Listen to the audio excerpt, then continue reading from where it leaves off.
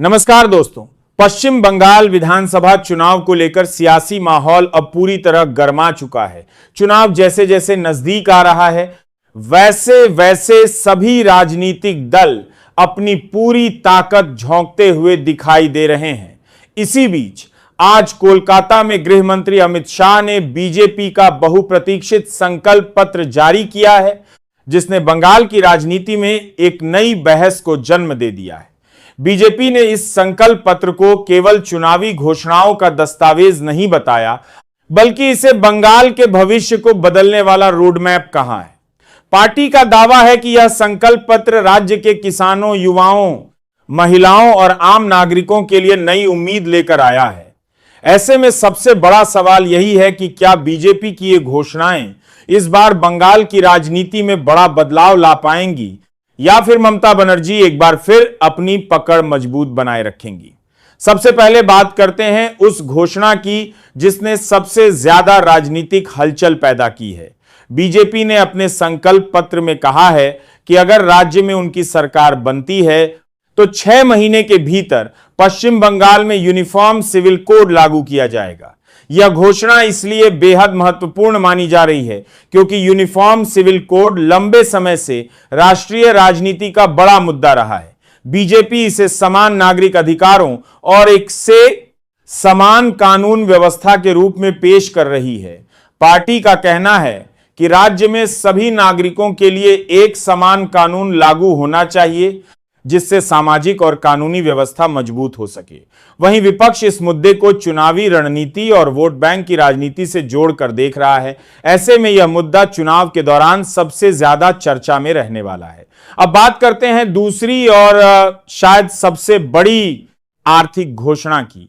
BJP ने महिलाओं और बेरोजगार युवाओं के लिए हर महीने 3,000 की आर्थिक सहायता देने का वादा किया है। यह घोषणा सीधे तौर पर राज्य के बड़े वोट बैंक को प्रभावित कर सकती है। पार्टी का कहना है कि महिलाओं को आर्थिक रूप से आत्मनिर्भर बनाने और युवाओं को आर्थिक सहारा देने के लिए यह योजना लाई जाएगी। खासकर बेरोजगारी से जूझ रहे युवाओं के लिए यह घोषणा काफी अहम मानी जा रही है। पश्चिम बंगाल में बेरोजगारी लंबे समय से एक बड़ा मुद्दा रही है और विपक्ष लगातार राज्य सरकार को इस मुद्दे पर घेरता रहा है। ऐसे में बीजेपी की यह घोषणा युवाओं के बीच पार्टी की पकड़ मजबूत कर सकती है। महिलाओं को लेकर बीजेपी ने एक और बड़ा वादा किया है। पार्टी ने कहा है कि राज्य की सरकारी नौकरियों में महिलाओं को 33% आरक्षण दिया जाएगा। यह घोषणा महिला वोटरों को आकर्षित करने की एक बड़ी रणनीति के रूप में देखी जा रही है। बीजेपी का कहना है कि महिलाओं को सिर्फ आर्थिक मदद ही नहीं बल्कि रोजगार और निर्णय लेने के अवसरों में भी बराबरी का हक मिलना चाहिए। महिलाओं की सुरक्षा, सम्मान और रोजगार को इस चुनाव में बड़ा मुद्दा बनाया जा रहा है। ऐसे में यह घोषणा बंगाल की राजनीति में बड़ा असर डाल सकती है। अब बात करते हैं राष्ट्रीय सुरक्षा और घुसपैठ के मुद्दे की। बीजेपी ने अपने संकल्प पत्र में स्पष्ट कहा है कि पश्चिम बंगाल में होने वाली घुसपैठ पर सख्ती से रोक लगाई जाएगी। पार्टी का दावा है कि सीमा पार से होने वाली अवैध घुसपैठ राज्य की सुरक्षा और संसाधनों दोनों के लिए चुनौती बन चुकी है। बीजेपी इस मुद्दे को लंबे समय से उठाती रही है और इस बार भी इसे चुनावी एजेंडे के केंद्र में रखा गया है। पार्टी का कहना है कि अगर सरकार बनती है तो सीमावर्ती क्षेत्रों में सुरक्षा को और मजबूत किया जाएगा और अवैध गतिविधियों पर कड़ी कार्रवाई होगी। इसके अलावा बीजेपी ने पिछले 15 वर्षों में हुए कथित भ्रष्टाचार और कानून व्यवस्था की स्थिति पर एक व्हाइट पेपर जारी करने की बात भी कही है।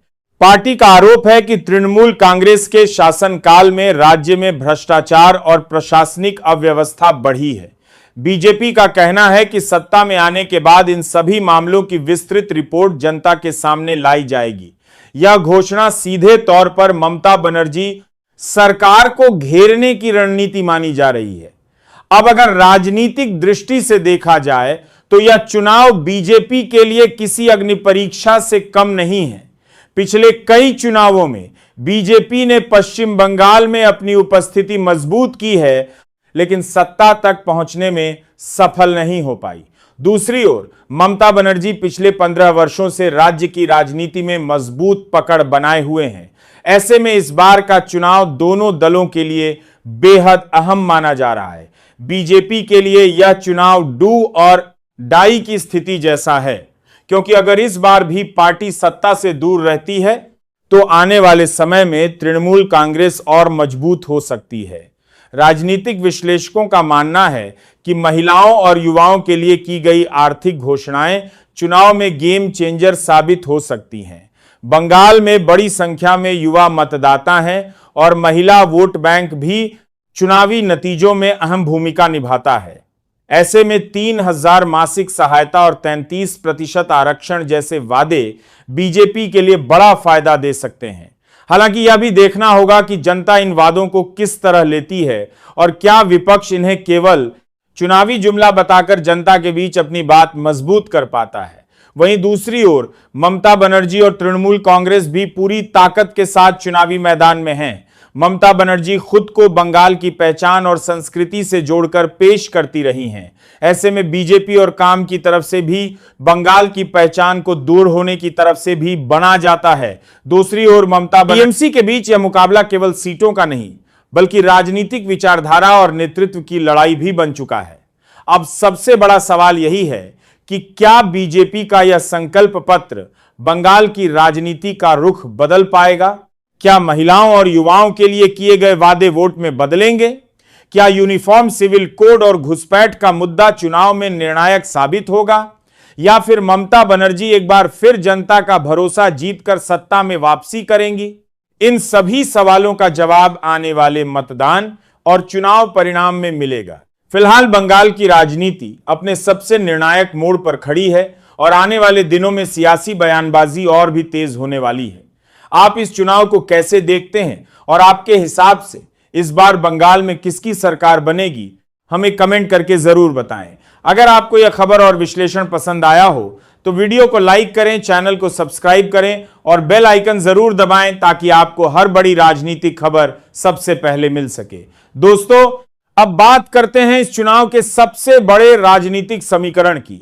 पश्चिम बंगाल में इस बार मुकाबला केवल बीजेपी और तृणमूल कांग्रेस के बीच नहीं है, बल्कि यह चुनाव राज्य की आने वाली राजनीतिक दिशा तय करेगा।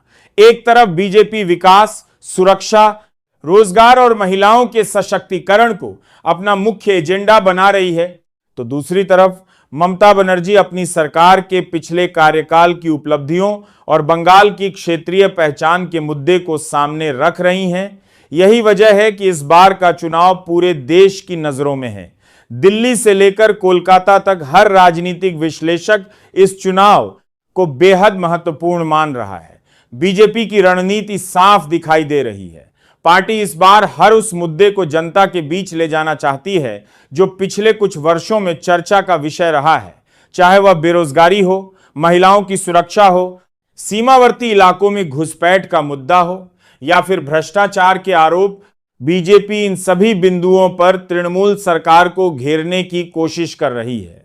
खासकर अमित शाह द्वारा जारी किया गया संकल्प पत्र यह संकेत देता है कि पार्टी इस बार चुनाव को पूरी गंभीरता से लड़ रही है और कोई भी मौका छोड़ना नहीं चाहती। अगर हम महिलाओं के लिए 3,000 प्रति माह की घोषणा को देखें तो यह एक ऐसा वादा है जो सीधे घर घर तक पहुंच सकता है।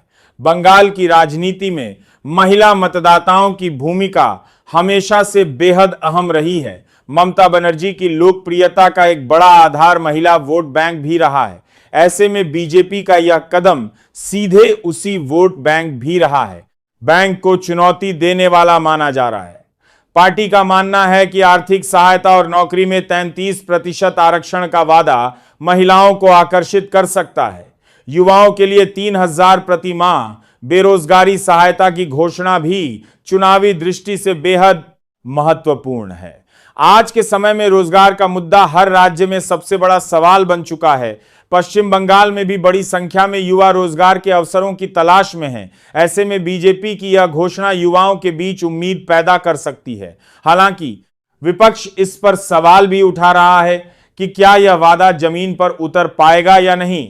लेकिन चुनावी माहौल में इस तरह की घोषणाएं अक्सर वोटरों के मन पर गहरा असर डालती हैं। अब बात करते हैं यूनिफॉर्म सिविल कोड की।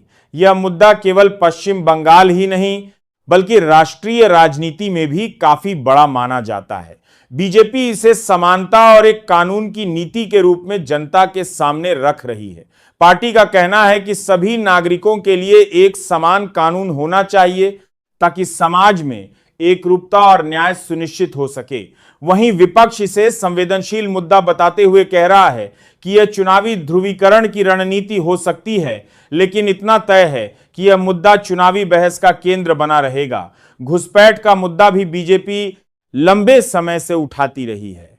पश्चिम बंगाल की सीमा कई संवेदनशील इलाकों से जुड़ी हुई है और बीजेपी का आरोप है कि अवैध घुसपैठ के कारण राज्य की सुरक्षा और संसाधनों पर दबाव बढ़ा है।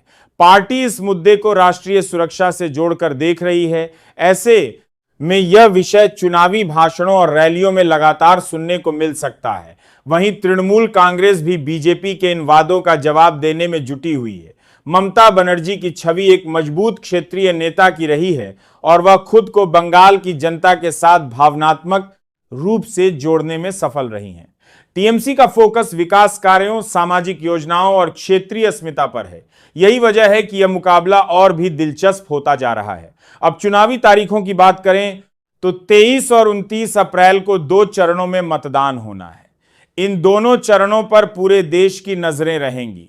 हर राजनीतिक दल अपनी पूरी ताकत झोंक रहा है। रैलियां, रोड शो, जनसभाएं और सोशल मीडिया कैंपेन लगातार तेज हो चुके हैं। बीजेपी के लिए यह चुनाव केवल एक राज्य का चुनाव नहीं बल्कि राष्ट्रीय स्तर पर अपनी राजनीतिक पकड़ को और मजबूत करने का अवसर भी है। बीजेपी इस बार बंगाल में अच्छा प्रदर्शन करती है तो इसका असर आने वाले लोकसभा चुनावों पर भी दिखाई दे सकता है। वहीं अगर ममता बनर्जी एक बार फिर सत्ता में वापसी करती हैं तो उनका राष्ट्रीय राजनीति में कद और भी बढ़ सकता है। दोस्तों, आने वाले कुछ दिन पश्चिम बंगाल की राजनीति के लिए बेहद निर्णायक होने वाले हैं। हर रैली, हर बयान और हर घोषणा चुनावी माहौल को और गर्म करने वाली है। अब देखना यह होगा कि जनता किसके वादों पर भरोसा करती है और किसे सत्ता की चाबी सौंपती है। क्या बीजेपी का संकल्प पत्र गेम चेंजर साबित होगा या फिर ममता बनर्जी एक बार फिर सत्ता में वापसी करेंगी? अपनी राय कमेंट में जरूर बताएं। वीडियो पसंद आए तो लाइक, शेयर और चैनल को सब्सक्राइब करना बिल्कुल ना भूलें। धन्यवाद।